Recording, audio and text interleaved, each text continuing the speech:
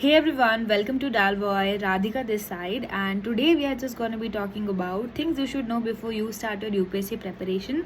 So basically ये video बहुत ही basic चीज़ों पे होने वाला है कि हमें UPSC preparation और UPSC एग्जाम से रिलेटेड क्या क्या चीज़ें पता होनी चाहिए. And if you are stuck at any stage of your preparation, you can use this video to like have a basic clarity. Okay so हम स्टार्ट करते हैं इस वीडियो को. And if you are new to this channel please do subscribe for more UPSC content. इसको बहुत ही basic से आज हम स्टार्ट करेंगे कि यूपीएससी एक बॉडी है जो वेरियस एग्जाम्स कंडक्ट कराती है. और आज हम सिर्फ सिविल सर्विसेज एग्जाम की बात करेंगे जिससे हमें इंडिया की टॉप मोस्ट पोस्ट मिलती हैं, आईएएस, आईपीएस एंड आईआरएस. सो किसी भी एग्जाम की तैयारी करने से पहले हमें उस एग्जाम का पैटर्न पता होना चाहिए. So let's start with knowing UPSC exam pattern. So UPSC का पेपर 3 स्टेजेस में डिवाइड होता है. पहला होता है प्रीलिम्स,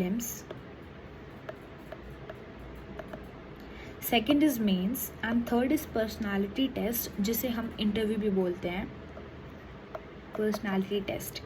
तो प्रीलिम्स के अंदर 2 पेपर्स होते हैं. पेपर 1 जो होता है इसके अंदर 100 क्वेश्चंस होते हैं. कट ऑफ बेस्ड पेपर होता है ये, और ये 2 आवर्स का होता है ऑफ 200 मार्क्स. ओके.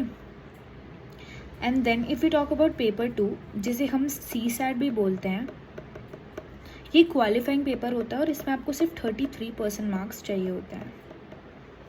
एंड इसके अंदर 80 क्वेश्चंस होते हैं and it's also of 2 hours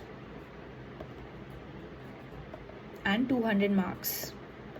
okay, so this is all about prelim. तो बेसिकली पेपर 1 में आपको जीएस के सब्जेक्ट्स आते हैं like polity, geography, economics, history, current affairs, science and tech and environment. And CSAT जो होता है उसके अंदर logical reasoning, comprehension based questions and mathematical questions आते हैं. तो हम एक सिलेबस का अलग से वीडियो बनाएंगे जिसके अंदर हम यूपीएससी के सिलेबस में डीप डाइव करेंगे. So please wait for that video.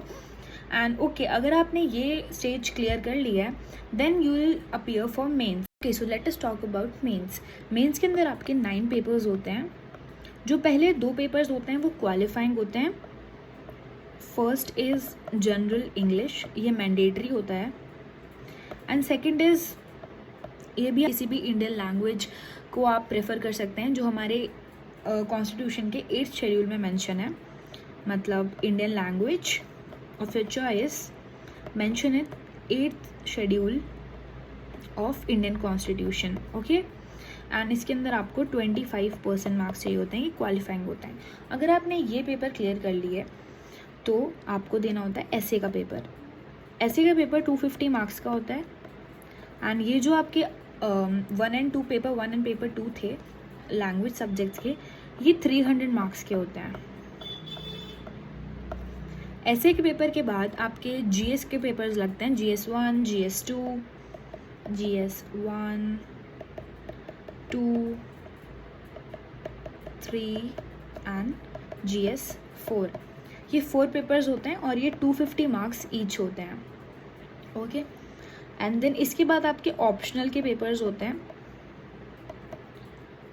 आप अपनी पसंद का ऑप्शन ले सकते हैं. यूपीएससी की साइट पे जाके आपको ऑप्शनल की लिस्ट मिल जाएगी, तो आप वहाँ से अपना पसंद का ऑप्शनल सिलेक्ट कर सकते हैं. एंड मेनली अगर मैं आपको बताऊँ तो एक अच्छा ऑप्शनल आपकी एक अच्छी रैंक डिसाइड करता है. So please go with it. एक अच्छा ऑप्शनल आपकी एक अच्छी रैंक डिसाइड. एंड अगर आप यहाँ तक पहुँच गए हैं तो आपने 1750 मार्क्स का पेपर तो मतलब दे लिया है. ओके. तो यहाँ तक टोटल हमारे 1750 मार्क्स होते हैं. अगर ये सब आपका क्लियर हो गया है, मेंस अगर आपका क्लियर हो गया तो फिर आप जाते हैं पर्सनालिटी टेस्ट में जो हमारा 275 मार्क्स का होता है. एंड इसको मिला के देखा जाए तो हमारा पूरा यूपीएससी का पेपर जो होता है, मतलब सारी चीज़ को मिला के वो टोटल ऑफ बैठते हैं हमारे 2025 मार्क्स. आई नो इतने सारे मार्क्स को देके आप लोग घबरा गए होंगे, but let me tell you one thing कि इस साल की टॉपर शक्ति दुबे 2025 की जो टॉपर थी उन्होंने स्कोर किए थे 1043 मार्क्स. इसका मतलब आप देख सकते हैं कि हमें सिर्फ 50% स्कोर करना है, but that is the point. वो स्कोर करना हार्ड है, बट या dedication and consistency can do it all. Okay, so next point is कि which books should be read in beginning.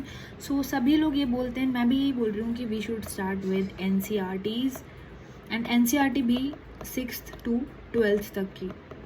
अब कुछ लोगों को ये मिथ होता है कि हमें सारी पढ़नी ज़रूरी है क्या, मतलब it just depend upon your understanding कि आपको 6th की समझ में आ रही है तो उसको स्किप कर दो, 7th की उठा लो, सब्जेक्ट वाइज जाओ, सारी एनसीईआरटीज कलेक्ट कर लो, 6 की पढ़ के देखो। मतलब आप ऑनलाइन पीडीएफ से पढ़ सकते हैं, आपको पैसे वेस्ट करने की ज़रूरत नहीं है एनसीईआरटी पे, तो आप ऑनलाइन एनसीईआरटी की साइट से आप ले सकते हैं एनसीईआरटी बुक्स, तो आप पढ़ के देखिए। 6 की अगर आपको समझ में आ रही है सो स्किप दैट, 7th पे जाओ। जो समझ नहीं आ रही है, द थिंग इज़ कि जहाँ आप स्टक हो रहे हो वहाँ से आप पढ़ना स्टार्ट करो। But let me tell you one thing कि 11th एंड 12th की एनसीईआरटी सारे सब्जेक्ट्स की बहुत इंपॉर्टेंट है, so please don't skip them, these are very very important, okay. तो इनको स्किप नहीं करना है। And we will be making a video कि हम लोग को कौन सी एनसीईआरटीज करनी है, कौन सी नहीं करनी है, प्लस जो स्टैंडर्ड बुक्स करनी है वो भी। और एक एडवाइस ये भी है कि please don't rely on many resources,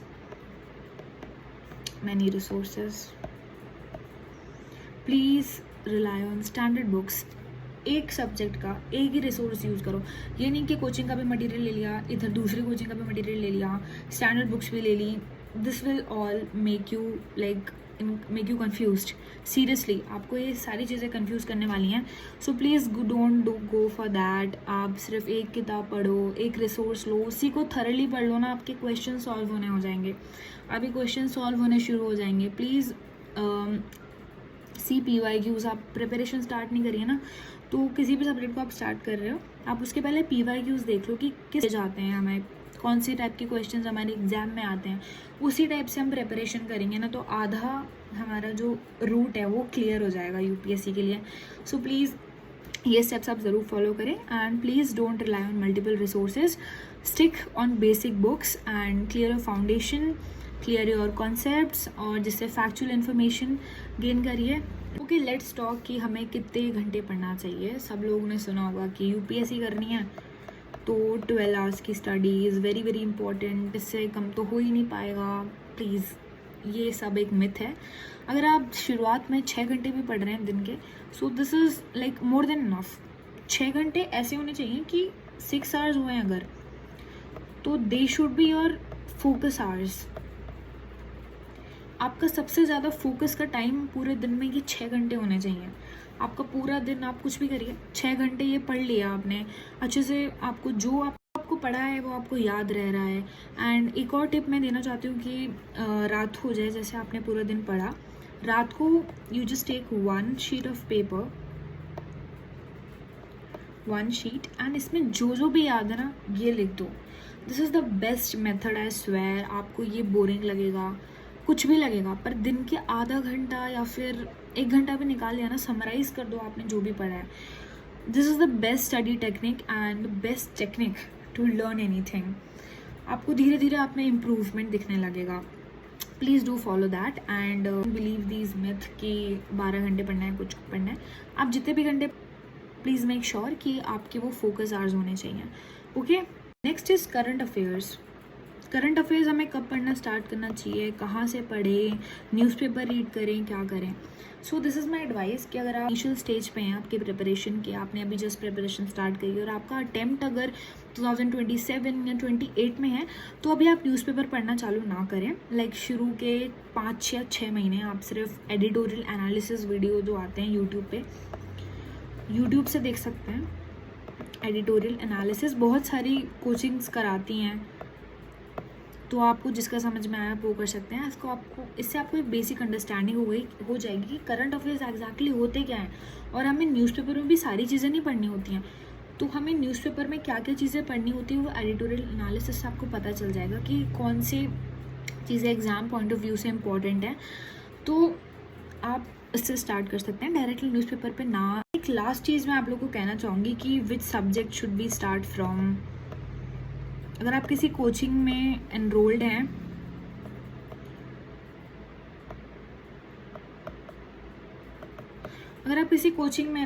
तो फिर आप स्किप कर सकते हैं। बट अगर आप सेल्फ स्टडी कर रहे हैं तो आई वुड हाईली सजेस्ट कि आप इकोनॉमिक्स, आप ज्योग्राफी, आप पॉलिटी, इसको से स्टार्ट कर सकते हैं, क्योंकि हिस्ट्री जैसे सब्जेक्ट्स हैं वो स्टैटिक पोर्शन है, वो आपका बाद में भी हो जाएगा। बट एक बार आपने अगर इकोनॉमिक्स, ज्योग्राफी, पॉलिटी ये सब्जेक्ट्स कर लिए तो आपको करंट अफेयर्स समझ में आने लग जाएंगे और आप उनसे रिलेट कर पाएंगे। तो this was a pro tip. This was all for this video. I hope you guys find it useful and you can just drop down your ideas in comment box कि हम किस चीज़ पे वीडियो आगे बनाएं, and I'll be there for you making more UPSC content videos. Okay, so meet you in the next one.